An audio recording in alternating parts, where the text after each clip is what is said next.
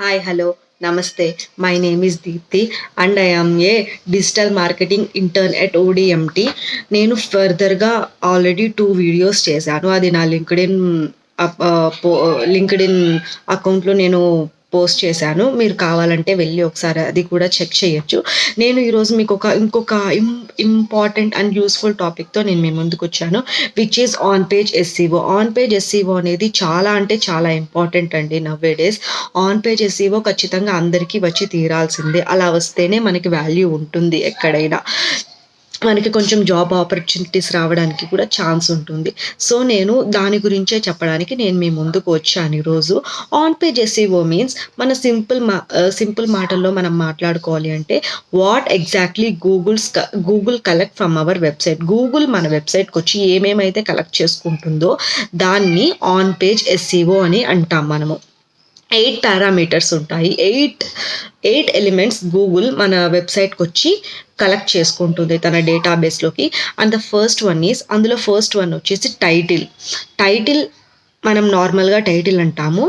అందులో on page SEO భాషలో వచ్చేసి పోస్ట్ టైటిల్ అని అంటారు. పోస్ట్ టైటిల్, మెటా డిస్క్రిప్షన్, ఇవన్నీ పారామీటర్స్ కింద వస్తాయి. ఇవన్నీ మనం చెయ్యాలి అంటే ఫస్ట్ ఒక ప్లగిన్ని ఇన్స్టాల్ చేసుకోవాలి, which is all in one SCO అనే ప్లగిన్స్ని మనం ఇన్స్టాల్ అండ్ యాక్టివేట్ చేసుకుంటే ఈ ప్రాసెస్ అంతా మనం చేయడానికి మనకు ఛాన్స్ ఉంటుంది.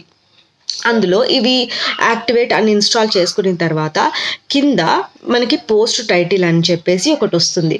ఆ పోస్ట్ టైటిల్ మీద క్లిక్ చేసి దాన్ని బ్యాక్ స్పేస్ చేసిన తర్వాత మనం ఏదైతే పోస్ట్ టైటిల్ అనుకుంటున్నామో దాన్ని ఆ బాక్స్లోకి పెట్టాలి. అంటే ఆ బాక్స్లో మనం అనుకున్న పోస్ట్ టైటిల్ని ఇన్సర్ట్ చేయాలి.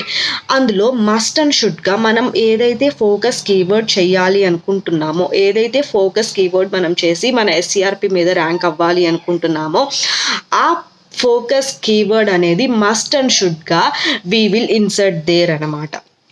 అందులో ఖచ్చితంగా పెట్టాలి. So that is first one, post title. And the second word is description. అది ఎస్సీఓ భాషలో మెటా డిస్క్రిప్షన్ అని అంటారు. మెటా డిస్క్రిప్షన్ కాలంలోకి మనం వెళ్ళి ఉన్నదాన్ని బ్యాక్ స్పేస్ చేసి మనం ఏదైతే మెటా డిస్క్రిప్షన్ అనుకుంటున్నామో ఆ మెటా డిస్క్రిప్షన్ వచ్చేసి అందులో మనము రాయాలన్నమాట. మనం ఏదైతే మెటా డిస్క్రిప్షన్ అనుకుంటున్నామో ఆ కాలంలోకి రాసిన తర్వాత మనం ఇంకొకటి చెక్ చేసుకోవాలి, విచ్ ఈస్ మనం ఏదైతే ఫోకస్ కీవర్డ్ అనుకుంటున్నామో అది అందులో ఉందా లేదా అని చెక్ చేసుకోవాలి. That is the first and foremost rule. మనం ఏదైతే ఎస్సీఆర్పి మీద ర్యాంక్ అవ్వాలనుకుంటున్నామో అందులో ప్రతి దానికి ఈ ఫోకస్ కీవర్డ్ ఉందా లేదా అని చెప్పేసి చెక్ చేసుకోవాలన్నమాట.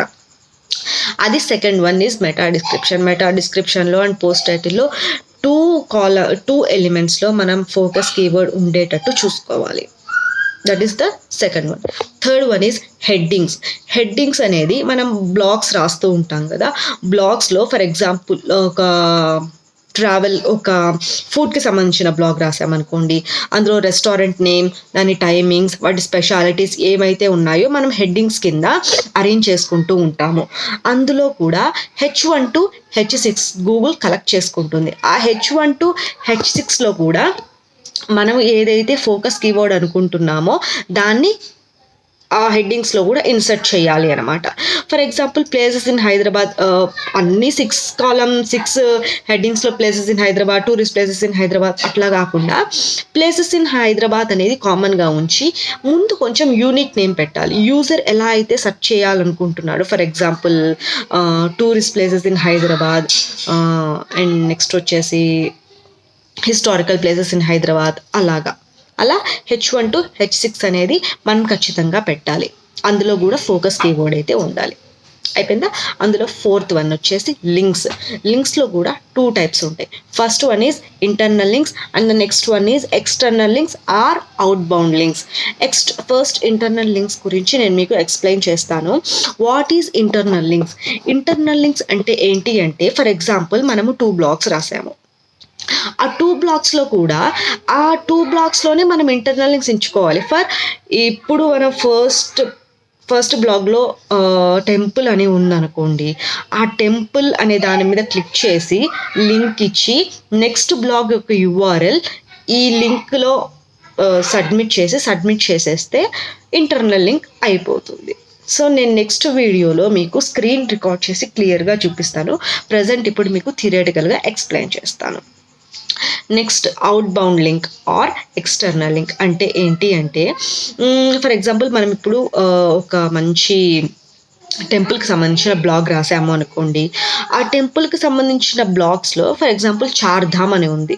చార్ధామ్ మీద క్లిక్ చేసి లింక్ ఇచ్చి నెక్స్ట్ చార్ధామ్ అంటే 4 ప్లేసెస్ ఉంటాయి. కేదార్నాథ్, బద్రీనాథ్, అలా కొన్ని ఇంకా 2 ప్లేసెస్ ఉంటాయి. అందులో కేదార్నాథ్ గురించి కానీ బద్రీనాథ్ గురించి కానీ ఎవరో ఒకరు బ్లాగ్ రాసి ఉంటారు కదా. ఆ బ్లాగ్ని యూఆర్ఎల్ టైటిల్ అనేది ఇక్కడికి వచ్చి ఇవ్వాలి. యూఆర్ఎల్ టైటిల్ ఇక్కడ వచ్చి ఇచ్చి సబ్మిట్ చేసేస్తే మనం ఆ లింక్ క్లిక్ చేస్తే వేరే వాళ్ళ బ్లాగ్లోకి వెళ్తాం. That is external link. External link వచ్చేసి కంపల్సరీగా ఇవ్వాలి, లేకపోతే గూగుల్ మనకి సెల్ఫిష్ అంటుంది. సో కంప్లీట్ అయిపోయినాయి. 4 టైటిల్ అయిపోయింది, డిస్క్రిప్షన్ అయిపోయింది, లింక్స్ అయిపోయింది, హెడ్డింగ్స్ అయిపోయింది. And the next one is URL link. మన బ్లాగ్ యొక్క యూఆర్ఎల్ లింక్ కంపల్సరీగా ఇవ్వాలి గూగుల్కి. అలా ఇస్తేనే మన వెబ్సైట్లోకి రావడానికి ఛాన్స్ ఉంటుంది. మన వెబ్సైట్లో ఏవేవైతే ఉన్నాయో అవన్నీ ఎక్స్ప్లోర్ చేయడానికి ఛాన్స్ అయితే ఉంటుంది. సో దానికి యూఆర్ఎల్ అనేది కంపల్సరీ కావాలి. సో 5 కంప్లీట్ అయిపోయినా. Next sixth one is image Alt. Image Alt అనేది చాలా ఇంపార్టెంట్ అండి. మై వ్యూ అయితే చాలా ఇంపార్టెంట్. ఎందుకంటే మనము మిగిలినవన్నీ గూగుల్ అర్థం చేసుకుంటుంది. ఎందుకంటే గూగుల్ కంటెంట్ ఉంటుంది కాబట్టి గూగుల్ కంటెంట్ అంటే చాలా ఇష్టం. సో కంటెంట్ వల్ల దానికి అర్థం చేసుకుంటుంది. గూగుల్ కంటెంట్ని ఎలా అంతైతే అర్థం చేసుకుంటుందో ఇమేజ్ని అలా అర్థం చేసుకోలేదు. సో ఇమేజ్కి సబ్స్టిట్యూట్గా మనం ఒక ఇమేజ్ ఇచ్చామనుకోండి, ఆ ఇమేజ్కి మీనింగ్ ఇది అని చెప్పేసి కింద మనం ఒక చిన్న మ్యాటర్ లాగా రాయాలి గూగుల్కి అర్థమయ్యేటట్టు. దాన్ని image alt or image alternative అని అంటారు. 6 అయిపోయినాయి.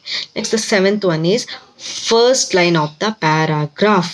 First line of the paragraph అనేది ఇంపార్టెంట్. అది కూడా first line of the paragraph అంటే ఏమీ లేదండి. ఫస్ట్ పారాగ్రాఫ్ ఏదైతే ఉందో ఆ ఫస్ట్ పారాగ్రాఫ్లో దానికంటే ముందు మనము ఏదైతే కీవర్డ్ అనుకుంటున్నామో అది అక్కడే ఇన్సర్ట్ చేయాలి. For example places in Hyderabad అనుకున్నాం అనుకోండి, ప్రతిదానికి tourist places in Hyderabad, historical places in Hyderabad అట్లా కాకుండా హ్యాంగ్అవుట్ ప్లేసెస్ ఇన్ హైదరాబాద్ అట్లా కొంచెం డిఫరెంట్ వేగా కొంచెం మనం ఇస్తే బాగుంటుంది.